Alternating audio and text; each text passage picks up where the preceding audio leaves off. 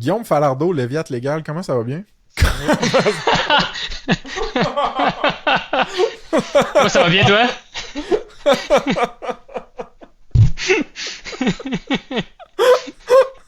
Hey man, je pense on va peut-être le garder là. Ouais, c'est Mais pas mauvais, là. je vais recommencer.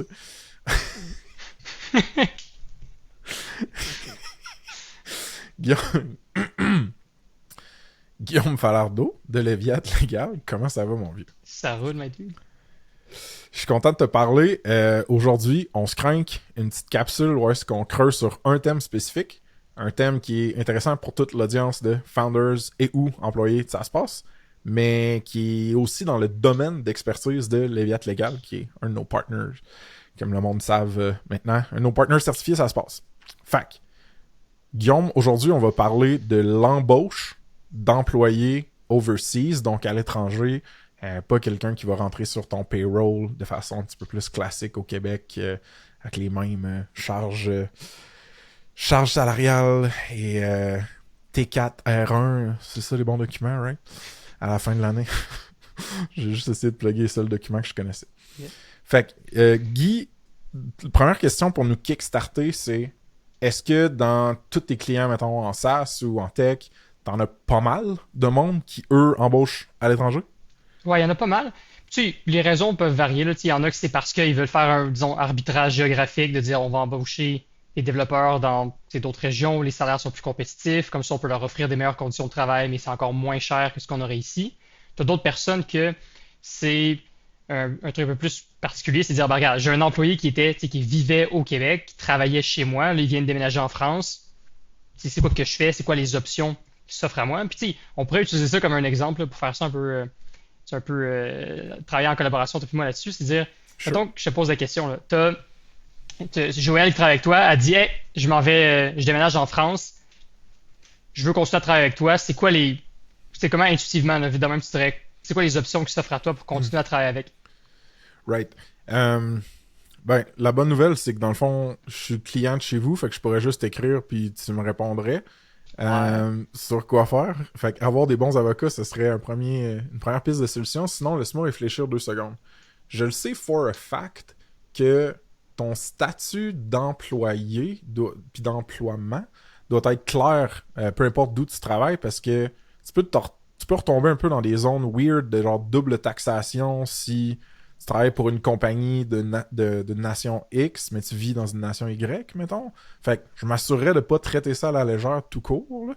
Euh, je le sais par le peu de contacts et d'exposition que j'ai eu à ça qu'il y a des plateformes, des services, là, des web apps ou des whatever qui te permettent de gérer ça, genre deal. Mhm. Fait que j'irais au moins ChatGPT / Google sur ce genre de plateforme-là, catcher c'est quoi, puis sinon, ben, je me retournerais genre dans la communauté ça se passe privée qu'on a de Founders, puis je poserais la question genre, hey guys, qui l'a fait, puis quoi.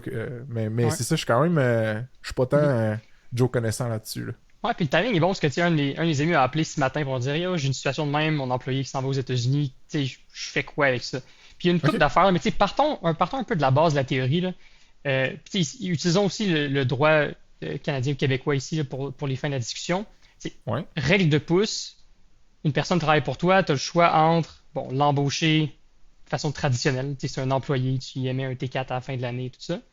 Ça, c'est, je veux dire, 99% des gens sont embauchés de même. Tu es un employé, Right. tu es sur le payroll, puis tu fais ça. Il y a des déductions à la source, tu as toutes les retenues salariales qui s'appliquent, RQAP, ces trucs-là.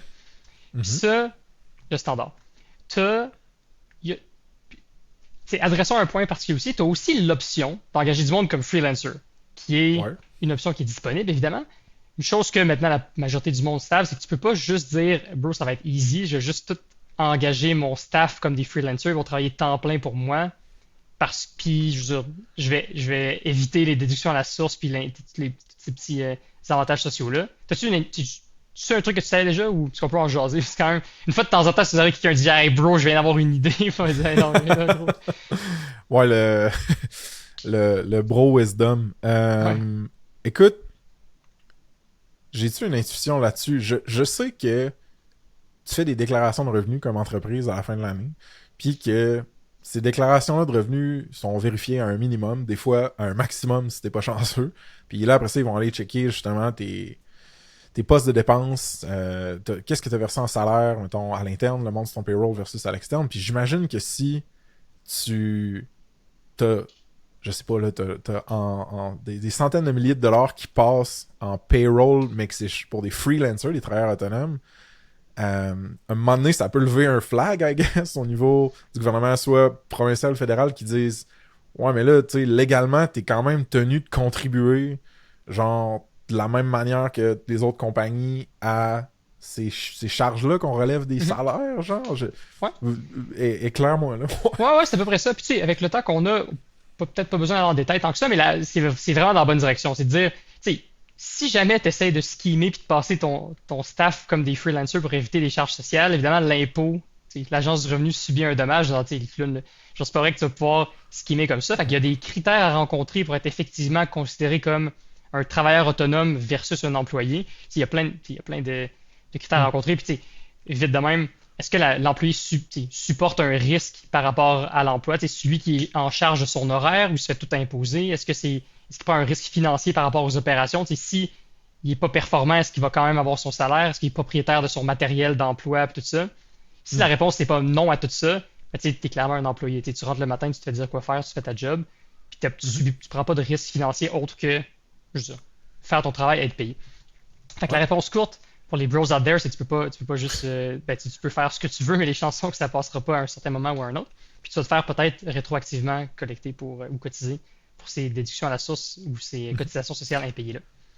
Fait que ça c'est déjà un point de réglé. Donc là après, maintenant que ta personne s'en va, exemple, bon, s'en va en France pour travailler, Mhm. euh, bon, déménage en France avec sa famille, mais elle veut continuer à travailler avec toi.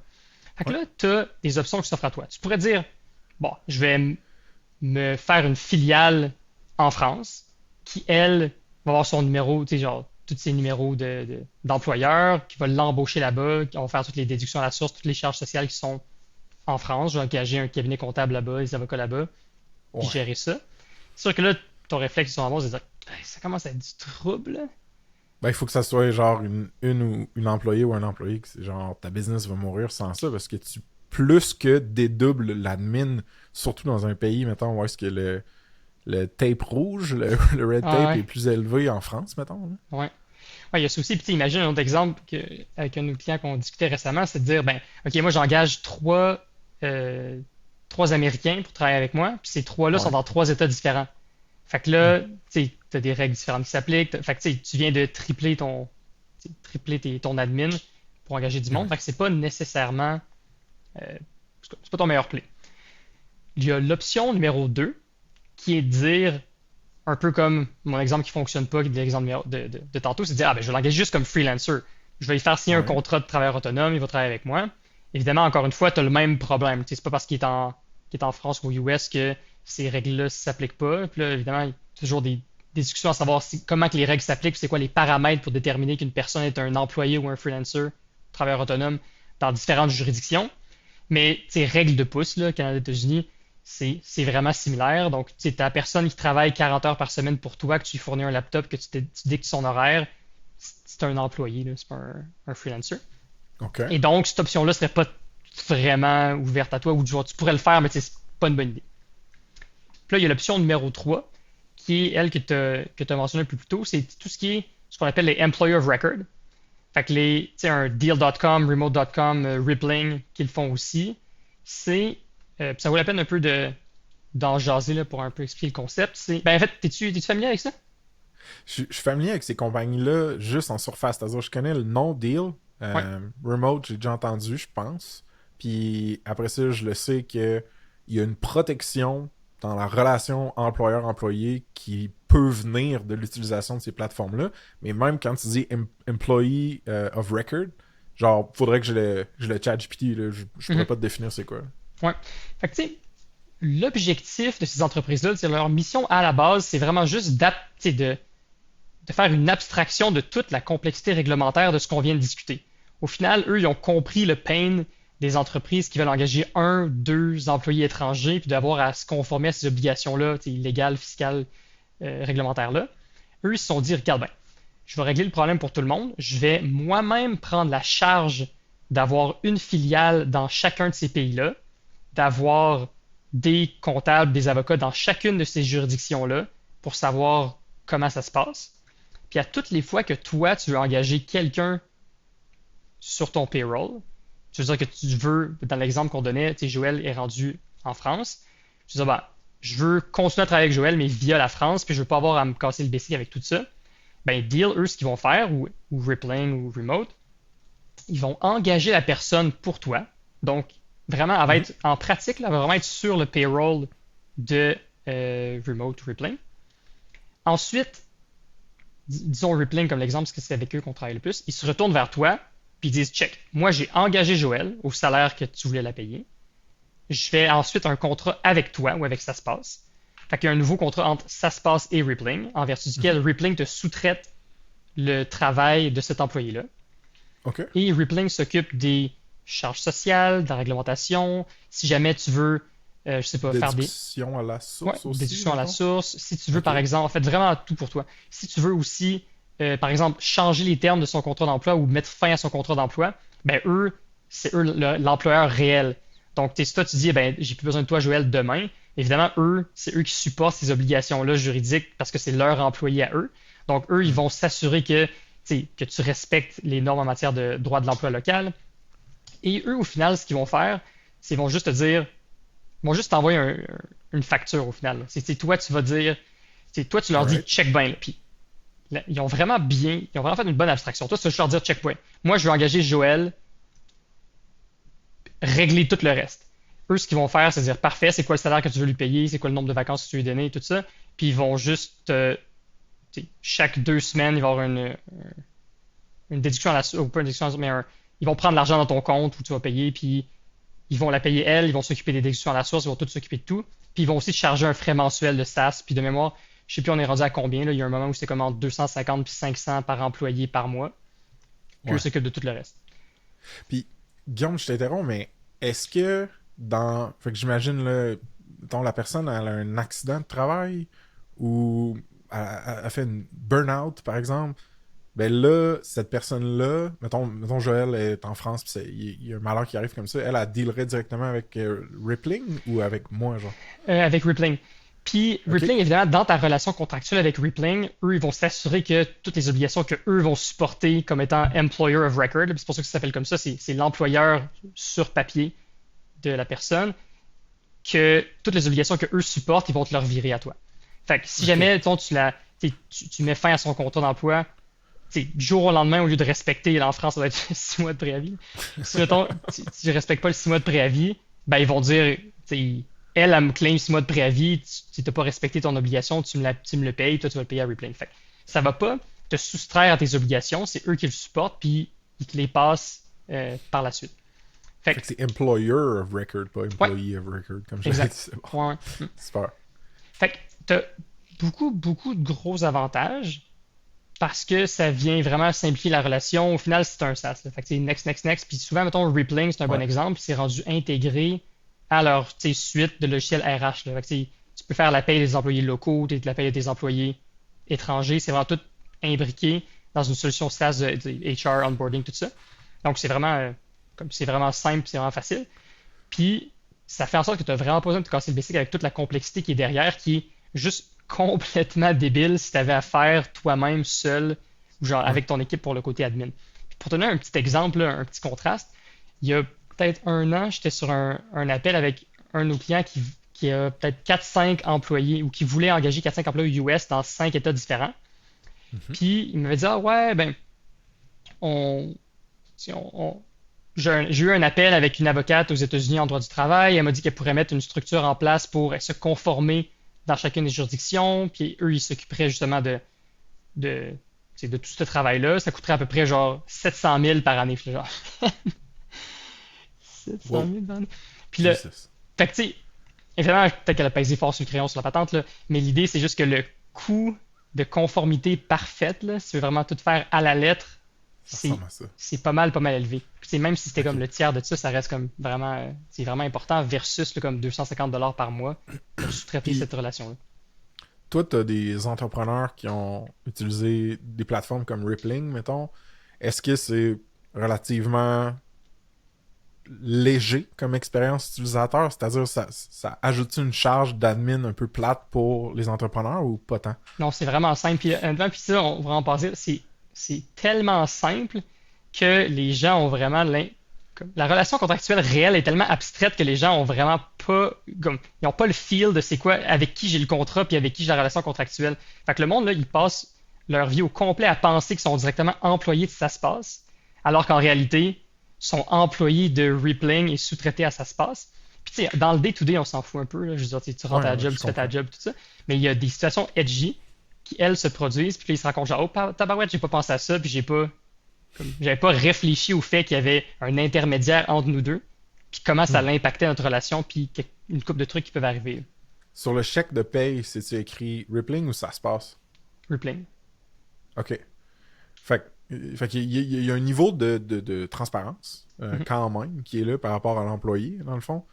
Ouais, Puis j'imagine que si tu es dans une situation hybride, comme on est en train de décrire, ou est-ce que tu aurais un Nexus ou un core d'employés, un HQ qui est au Québec, Canada, mettons, et quelques employés via des trucs comme des Employer of Records comme Rippling, ailleurs, ben, les avantages sociaux, les bénéfices, tout ça, ben là, tu peux pas offrir le même paquet que tu offrirais aux gens ici, right? Parce que souvent, c'est dépendant de compagnies ou de services locaux, genre c'est québécois ça. ou canadiens.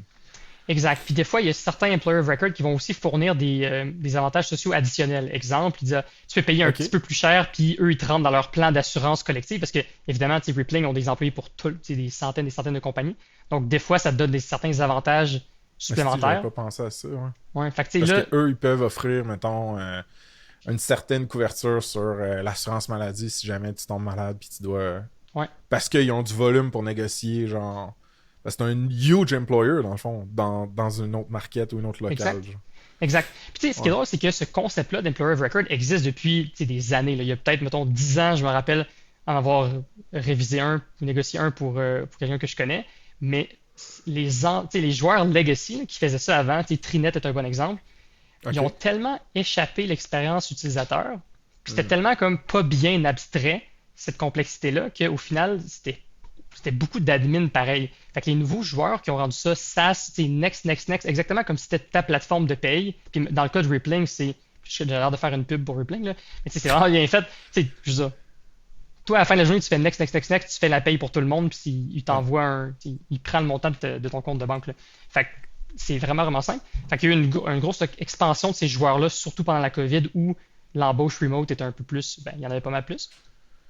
Euh, Puis là, où on veut aller par la suite? Parce que là, ouais. j'ai une intuition qui est probablement mauvaise. Mais moi, là, mettons que mon core d'employés il est au Québec, Mhm. puis qu'ils sont tous sur le payroll conventionnel, traditionnel. Si j'ai juste une personne qui veut travailler en Europe, je suis pas mieux de lui dire, genre. Puis là, c'est un thought experiment, là, c'est pas une opinion, right? Je suis pas Ouais. mieux de lui dire, ben, check, genre, arrange-toi, mettons, comme travailleur autonome à partir de la France, puis genre, envoie-moi tes factures mensuelles, puis comme, tu géreras tes impôts, tes responsabilités là-bas, puis moi, dans le fond, ça simplifie la chose. Pour moi, c'est une bonne intuition, ça, ou pas tant? Ben, pas tant. C'est parce que, pour la raison qu'on discutait un peu plus tôt, tu peux décider de le faire, mais c'est que tu mets la charge Sur l'autre. Ouais. sur Fait l'autre. que Puis il y a t'ajoutes de la aussi, tu friction. t'en supportes, là, on peut rentrer dans les détails, mais tu supportes une partie de cette obligation-là aussi. Tu sais, si la personne travaille, tu sais, au jour le jour pour Juste. toi, puis elle est vraiment, elle rencontre aucun des critères de travailleur autonome, disons, Ouais. dans sa juridiction, Ok, ouais, mais au ouais. final, ça se pourrait que l'impôt, puis là, comme les détails pourraient m'échapper, là, mais l'impôt se retourne contre eux, puis ils disent, ben là, t'as pas payé tes charges sociales, ou contre vous, toi, qui dis, ben là, t'as pas fait des retenues à la source, t'as pas payé de charges sociales aussi. Fait que, tu sais, il y a un risque qui est supporté de part et d'autre Hmm. si vous le faites, vous y allez YOLO un Fait petit peu comme freelancer. Ceci dit, il y a du que, monde qui le font. C'est juste suboptimal. c'est ça, parce que l'autre option, c'est quoi? C'est de les avoir comme contractants? C'est comment qu'on. Ah ben, Parce que j'ai freelancer, comme l'impression. contractant, c'est la même chose. Sure, sauf que j'ai l'impression que de la manière que tu parles, il y a comme une règle de pouce ou genre une définition grossière qui est si t'es travailleur autonome ou freelancer, Ouais. c'est que tu travailles pour plus qu'un client, genre Ouais. qu'un employeur, roughly, genre. Ouais, ouais. Mais c'est un des bons, un des bons critères, là. Si par exemple, mettons, Joël travaille pour 5 employeurs différents, elle travaille, mettons, 5 heures par-ci par-là, clairement, elle supporte un risque financier, elle pourrait perdre ses clients. C'est elle qui achète son propre laptop, c'est elle qui gère son horaire entre ses clients. C'est une business de service au final, c'est comme un cabinet d'avocat. Il y a une différence entre avoir un cabinet d'avocat Hmm. puis travailler pour plein de clients versus être l'employé avocat d'une compagnie puis Ouais. décider d'être un freelancer. Fait qu'en tout cas, c'est ça la nuance qu'il faut apporter. Il y a des gens qui le font, puis tu sais, il y a des gens qui disent, hey, je me casserai pas le basic avec ça, là, j'en ai juste un, on va être freelancer, puis au pire, on va mettre une clause dans le contrat qui dit que si jamais la foire pogne, l'employé est responsable de tout, puis il me remboursera tous ces problèmes-là. Mais tu sais, à la fin de la journée, tu vraiment, comme tu veux vraiment la Non, relation que tu non, as c'est avec ton ça. employé, puis tu sais, une fois que ça arrive, vas-tu vraiment le faire, là. C'est pas vraiment ce que tu veux. Là. Ouais. Fait que, Puis, les edge cases, ça vaut-tu la peine des. Tu sais, mettons, toi, ouais, roughly, la recommandation de Guillaume avec un gros caveat de ça dépend, là, mais hmm. genre, Ouais, ouais. c'est d'utiliser ces plateformes-là ou quoi? Ouais, ouais. Puis tu sais, c'est pas parfait non plus. Il y a certaines situations qui font en sorte que c'est pas parfait, mais quand on regarde, analyse coût-bénéfice en toutes les situations, genre, il y a pas de solution parfaite avec un coût de Hmm. conformité nul. Fait que je te dirais, règle de Ok. poule, c'est souvent bien comme solution, avec toujours, ça dépend des limitations. Mais les edge cases que je soulèverais, Ouais. puis c'est pas des problématiques en soi, mais il faut juste être conscient en amont pour pouvoir les adresser, c'est étant donné là, que tu as un intermédiaire dans ta relation, fait que la personne n'est pas ton employé directement, Uh-huh. elle passe par un employer of record. Ben, qu'est-ce que ça fait? Ça fait que toi, tu n'as pas de contrat directement avec cet employé-là, à la base. Là. Fair, ouais. Donc, c'est tout ce qui a trait à la confidentialité, Asti, ouais. la propriété intellectuelle de ce qu'il développe pour toi. Ben ça, est-ce que c'est bien traité? Est-ce que, mettons, le contrat entre Rippling et cette personne-là va contenir les dispositions nécessaires? Est-ce que ton contrat avec Rippling va les avoir aussi? Mettons, toutes les politiques de travail. Tu sais, tu as une politique de vacances limitée où le monde sont partis 10 mois par année. Là. Genre, est-ce que la personne est soumise à ça? Est-ce qu'elle l'est pas? Fait que tu sais, tu as une espèce de réflexion logistique à avoir par rapport à, OK, mais comment est-ce Hmm. que je m'assure que ces obligations-là que j'ai à l'interne s'appliquent aussi à cet employé-là? Puis souvent, c'est facile. Là. Tu peux juste faire un espèce de side agreement ou un contrat accessoire directement avec la personne qui va adresser certains points qui sont importants pour toi, là, comme la confidentialité, propriété intellectuelle. Ouais, Euh, puis on en avait. Je vais essayer de la pull-up pendant que tu continues, mais on en avait parlé dans une autre capsule, drette de ça, là, de ces. Dans le ouais, starter pack légal. ouais. Ouais, exact. Fait que, tu sais, la même chose qui s'applique à tes employés traditionnels auxquels tu dois réfléchir, ben, il faut que tu y penses pour ces personnes-là, mais il faut juste que tu comme, réorganises un peu ta réflexion avec le fait que tu as un intermédiaire entre les deux maintenant. Il y a aussi peut-être un autre edge case que je soulèverais, c'est par rapport à tout ce qui est octroi d'options, parce que tu Ok. là, il y a une coupe de patentes, là, puis tu sais, je ne définis pas un expert en fiscalité française, mais tu sais, si tu es un employé euh, là, disons des exemples grossiers, mais tu es un employé au Québec pour une compagnie basée au Québec, tu reçois des options, tu n'as pas d'avantage fiscal sur réception des options dans certains cas. Puis, Ouais, à moins. Avant les exercices, tu veux dire, là, c'est mettons? ça, exact. Fait que, mettons, le jour de la réception, tu ne te fais pas biller sur les options reçues, en règle Exact. générale, évidemment. Et là, Ok, ben, ouais. ces attributs-là ou ces bénéfices fiscaux-là s'appliquent dans certaines circonstances, entre autres quand la personne est ton employé. Mais ici, comme on a discuté, la personne n'est pas réellement ton employé. Elle peut avoir l'impression qu'elle l'est, puis au day-to-day, elle peut penser que ça l'est parce que c'est abstrait cette relation-là, mais en réalité, ben, elle n'est pas ton employé, elle est sous-traité via Rippling. Ouais. Et donc, Fait là, que c'est qu'est-ce. Rippling qui pogne les stock options. Non, c'est ça, ben, tu peux. C'est ça, ben, beau scheme. Fait que là, ils peuvent gérer ça autrement. Fait que c'est-à-dire que tu pourrais avoir un side agreement ou un contrat accessoire avec l'employé directement pour lui dire, je sais que tu es un sous-contractant via Rippling, mais je t'octroie quand même ces options-là. Là, ce que ça veut dire, c'est que la personne, dans sa propre juridiction, exemple en France, il faut qu'elle Ouais, consulte avec son comptable, son fiscaliste pour voir, OK, c'est quoi l'impact de ouais. recevoir ces options-là. Puis d'un autre côté, pour la compagnie, euh, on est encore dans le détail, mais il n'y a pas tous les plans d'options qui permettent l'octroi d'options à des personnes qui ne sont pas employés ou administrateurs. Fait exemple, ça peut arriver de dire, ben, tu pensais que, mettons, le monde, il réfléchit pas assez au day-to-day, là, puis je les Ouais. comprends, ils disent, ah ben ouais, lui, il y a des options, puis là, tu réfléchis, tu dis, ben ouais, mais il y a des options, mais c'est pas un employé, c'est un contractant, ton plan d'options, il permet juste d'émettre des options à des employés. Fait que, des fois, il faut que tu fasses des petits tweaks à ton plan d'options pour être, pour être ajusté à cette situation-là. Puis ça, j'imagine que, ben, je veux dire, tu rouvres quand même une boîte légale avec une implication légale qui est le ESOP, Employee Stock Option Plan. Ouais. Tu dois le faire avec, j'imagine, des avocats, là, comme avec vous autres, mettons. Ben, au moins les consulter, là, pour... Ouais, ouais, exact, exact. C'est pas de le YOLO, là. Fait que tu vas. C'est ça. Fait qu'à toutes les fois que tu dois réouvrir ce dossier-là, il faut avoir une petite réflexion. La bonne nouvelle, c'est que tu as souvent besoin d'y réfléchir une seule fois. Là. Tu y penses, tu dis, OK, ben, j'ai Ouais. besoin d'engager des gens à l'extérieur. Tu modifies ton plan d'option si nécessaire. Tu peux te mettre des workflows en place pour être sûr que, OK, ben, à chaque fois qu'on engage une personne via Employer of Mhm. Record, bon, il fait signer tel document. Fait que tu es capable de le mettre en place pour le futur. Mais c'est quelque chose que souvent, la réalité, c'est que souvent les gens, ils font comme ils pensent au début, puis après, ils nous viennent nous voir, puis on le réalise après coup, Patch. puis on dit, ah, on va patcher ça. Là. Puis, c'est quoi le... Y a-tu d'autres edge cases? Parce que moi, j'ai comme une autre question. Il y en a probablement en plein, mais vite de même, c'est ceux qui me viennent en tête. Là. Fait qu'on a dit, juste pour s'en rappeler, on a dit, voyons, les clauses par rapport à la propriété intellectuelle, par exemple, ou les non-sollicitations, non-compétition. Il faut que tu t'assures que si c'est méga important pour ta compagnie, le fournisseur de Employer of Record, il peut t'aider à les supporter. Ou sinon, tu fais un sideline, genre, ou un side contrat un peu pour t'assurer que c'est bien respecté, même si c'est avec une personne contractante dans un autre pays, mettons, Ouais, right? exact. Fait qu'il y a ça, puis il y a aussi l'accès à, puis l'impact de Employee Stock Option Plan sur les personnes qui sont à l'étranger. Il faut Mhm. penser. Mais on dirait que je me dis quasiment, Guy, genre, ça commence à faire genre plusieurs années que ces plateformes-là, les Rippling, Deal, Remote, existent. Ils ont pas des features pour ça, genre. Ouais, C'est pas un upsell qu'ils font ou je sais pas, genre. ouais, ça dépend. Fait que je te dirais qu'il y en a, mettons, je sais que Rippling, je sais pas si ça fait longtemps qu'ils font ça, mais dernièrement, on a vu qu'il y avait une feature de, tu sais, eux, ils vont signer un contrat, puis ils vont te dire, oublie pas de te faire un side agreement avec eux, puis tu sais, ils vont te le rappeler. Mais évidemment, c'est que ça dépend, tu sais, c'est qui a le contrôle de ce workflow-là à l'intérieur de ta business. Fait que, tu sais, si c'est, tu sais, je sais pas là, ton CFO, probablement qu'il y a tous ces réflexes-là de dire, oh shit, c'est vrai, il faut faire un contrat. Mais si une personne d'RH il fait ça pour la première fois, ben peut-être que et le crime, c'est donc bien facile cette affaire-là, next, next, next, next, Next, next, next, puis c'est next. réglé, là. Ok, c'est bon. Puis, qu'est-ce que t'as vu... est-ce que t'as vu des situations où est-ce que la croissance ou le développement d'un nouveau marché, plutôt, laisse-moi reformuler, à quel stade est-ce que ça vaut la peine de couper ces middlemen-là de Rippling, de Employer of Record? C'est quand tu as une certaine masse critique d'embauche ou d'employés sur un territoire donné, mettons, genre, puis que là... Mhm. Mais tu sais, ballpark, c'est quoi ça, genre? T'en as-tu vu Ouais. des exemples ou...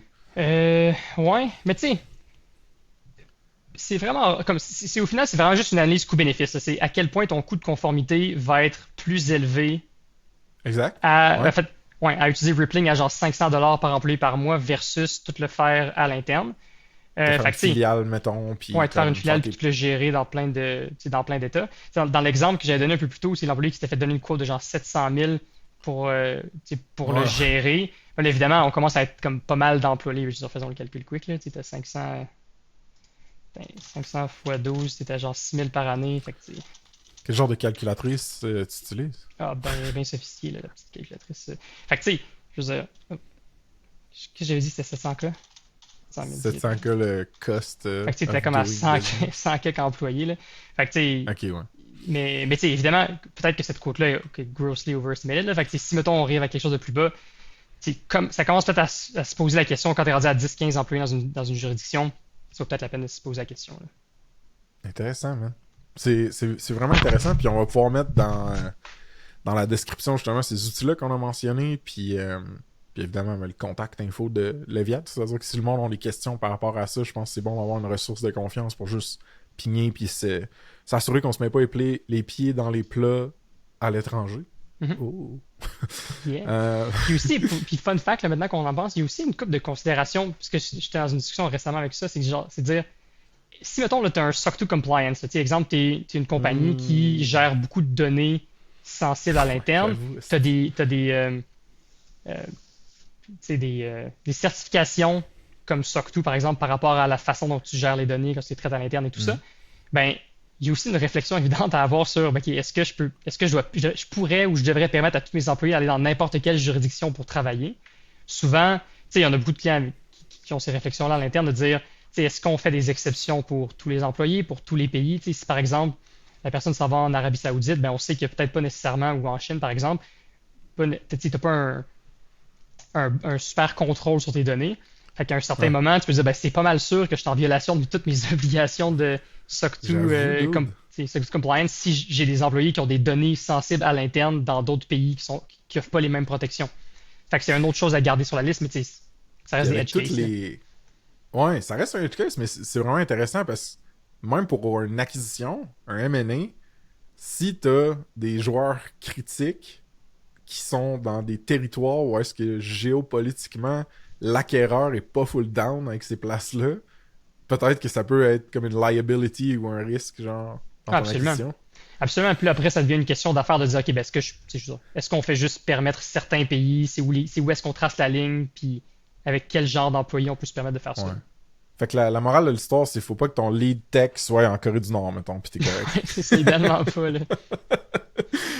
Guy, man, ça a été un plaisir, comme d'hab, de jaser de quelque chose de pratique puis concret puis de m'éduquer en même temps. Merci, mon vieux. Toujours un plaisir, ma dude. Bye bye.